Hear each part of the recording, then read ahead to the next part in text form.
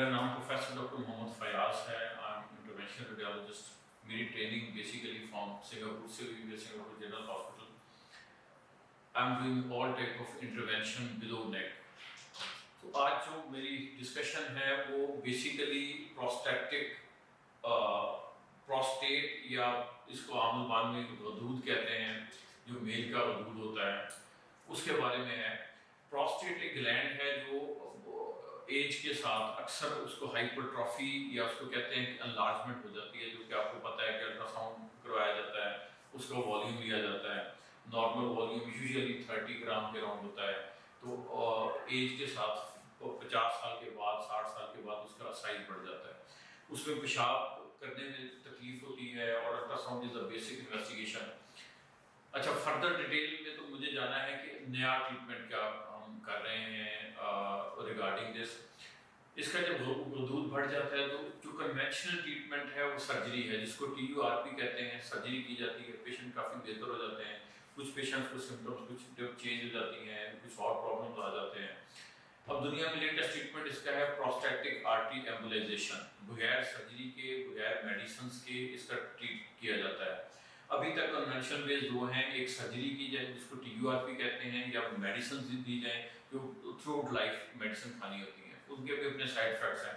Prostatic artery embolisation हम लोग करते हैं एंजियोग्राफी मशीन पे, कैथ लैब में। इसमें जैसे दिल की एंजियो की जाती है वैसे ही प्रोस्टेट की एंजियो की जाती है। That is a simple way. उसमें कोई कट नहीं लगता, कोई सर्जरी नहीं की जाती। द मोस्ट लेटेस्ट ट्रीटमेंट उसमें प्रोस्टेट की खून की नाली के अंदर जाके वहाँ पे उसको एम्बोलाइज कर दिया जाता है, बंद कर दिया जाता है। कुछ हफ्ते में 4-6 हफ्ते में प्रोस्टेट का साइज बिल्कुल श्रिंक हो जाता है आफ्टर एम्बोलाइजेशन। और पेशेंट की जो पेशाब की प्रॉब्लम होती है, जो बार बार पेशाब आना है, वो बगैर सर्जरी के, बगैर मेडिसिन के। अच्छा, कन्वेंशनल दो किस्म के ट्रीटमेंट हैं। एक प्रोस्टेट का ऑपरेशन किया जाता है TURP, और सेकंड मेडिसिन दी जाती है जो थ्रू आउट लाइफ खानी होती है।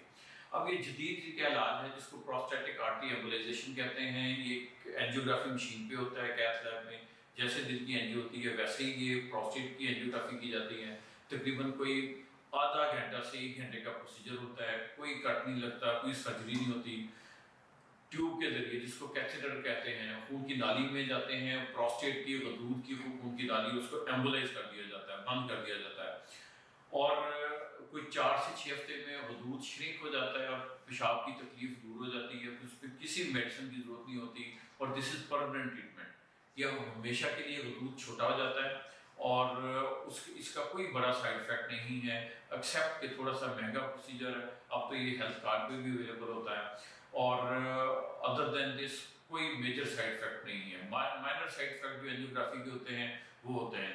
This is one of the most latest treatment. America में, यूरोप में मेजर सर्जरीज वाइड हो गई हैं और सारा कुछ प्रोस्टैटिक आर्टरी एम्बोलाइजेशन पे शिफ्ट हो गया है। और दिस इज अवेलेबल। मैं और मेरी टीम इसको रेगुलरली कर रहे हैं। और that is we have all information on our hotline and websites. Hotline is 0324-3-039। इस पे सारी इंफॉर्मेशन मिल सकती हैं या थ्रू वेबसाइट या through social media. Thank you very much.